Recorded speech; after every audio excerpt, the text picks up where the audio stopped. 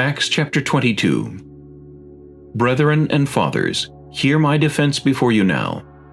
And when they heard that he spoke to them in the Hebrew language, they kept all the more silent. Then he said, I am indeed a Jew, born in Tarsus of Cilicia, but brought up in this city at the feet of Gamaliel, taught according to the strictness of our father's law, and was zealous toward God as you all are today. I persecuted this way to the death, binding and delivering into prisons both men and women, as also the high priest bears me witness, and all the council of the elders, from whom I also received letters to the brethren, and went to Damascus to bring in chains even those who were there to Jerusalem to be punished. Now it happened, as I journeyed and came near Damascus at about noon, suddenly a great light from heaven shone around me. And I fell to the ground and heard a voice saying to me, Saul, Saul, why are you persecuting me? So I answered, Who are you, Lord? And he said to me, I am Jesus of Nazareth, whom you are persecuting.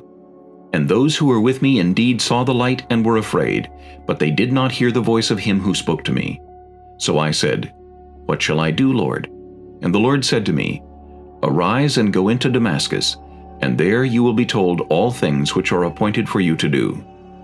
And since I could not see for the glory of that light, being led by the hand of those who were with me, I came into Damascus. Then a certain Ananias, a devout man according to the law, having a good testimony with all the Jews who dwelt there, came to me, and he stood and said to me, Brother Saul, receive your sight. And at that same hour I looked up at him.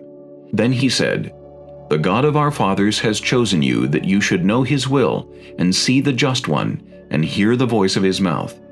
For you will be his witness to all men of what you have seen and heard. And now, why are you waiting? Arise and be baptized, and wash away your sins, calling on the name of the Lord.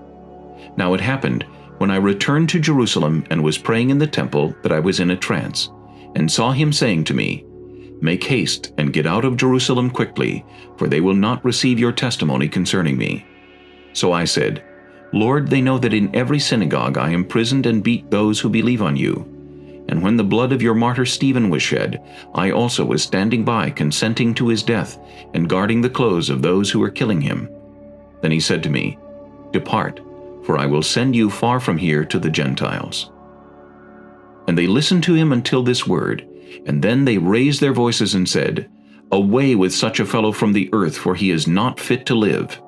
Then, as they cried out and tore off their clothes and threw dust into the air, the commander ordered him to be brought into the barracks, and said that he should be examined under scourging, so that he might know why they shouted so against him. And as they bound him with thongs, Paul said to the centurion who stood by, Is it lawful for you to scourge a man who is a Roman and uncondemned? When the centurion heard that, he went and told the commander, saying, Take care what you do, for this man is a Roman. Then the commander came and said to him, Tell me, are you a Roman? He said, Yes. The commander answered, With a large sum I obtained this citizenship. And Paul said, But I was born a citizen. Then immediately those who were about to examine him withdrew from him, and the commander was also afraid after he found out that he was a Roman, and because he had bound him. The next day, because he wanted to know for certain why he was accused by the Jews, he released him from his bonds, and commanded the chief priests and all their council to appear, and brought Paul down and set him before them.